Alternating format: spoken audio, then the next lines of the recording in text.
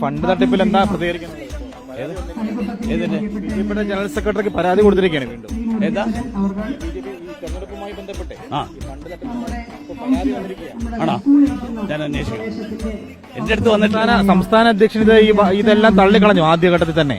അദ്ദേഹത്തിന്റെ ലെറ്റർ പേഡിലല്ല ഇത് കൊടുത്തതെന്നുള്ളതാണ്. ആണോ? പുറത്താക്കിയെന്നാ പറയുന്നത്. ആണോ? വട്ടിയൂർക്കാവിലെ മാത്രം 31 ലക്ഷം രൂപയുടെ തട്ടിപ്പാണ് നടന്നിരിക്കുന്നത്. കൊടിയുടെ മാത്രം. ആണോ? അറിയില്ലായ്മ ഒരു ക്രൈം അല്ലല്ലോ.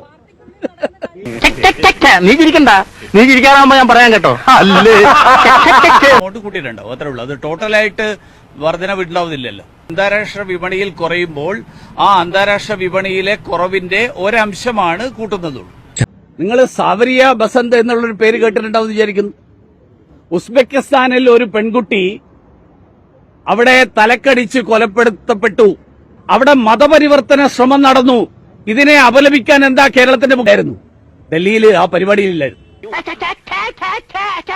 പിന്നെ നീ ചിരിക്കണ്ട, നീ ചിരിക്കാറാകുമ്പോ ഞാൻ പറയാൻ കേട്ടോ. ഞാൻ പറയട്ടെ, ആ പ്രസംഗം ഞാൻ കേട്ടിട്ടില്ല. എല്ലാ പ്രസംഗവും ഞാൻ ഇവിടെ ഇരുന്നിട്ട് കേൾക്കില്ലല്ലോ. ഞാൻ കഴക്കൂട്ടത്തെ MLA. ഞാൻ അറിയാത്ത കാര്യം മനുഷ്യൻ അറിയില്ലായ്മ ഒരു ക്രൈം അല്ലല്ലോ. എന്താ പാർട്ടിക്കുള്ളിൽ നടക്കുന്നത്? ഇവൻ ഇവിടെ നിന്ന് ജനിക്കേണ്ടവനേ അല്ല, പിന്നെ ജനിക്കേണ്ടവനേ അല്ല. കൂട്ടം കെട്ടി നായ്ക്ക് തീട്ടം പോലും കിട്ടൂലെന്ന് പണ്ട് എന്റെ ഉമ്മ പറഞ്ഞിട്ടുണ്ട്.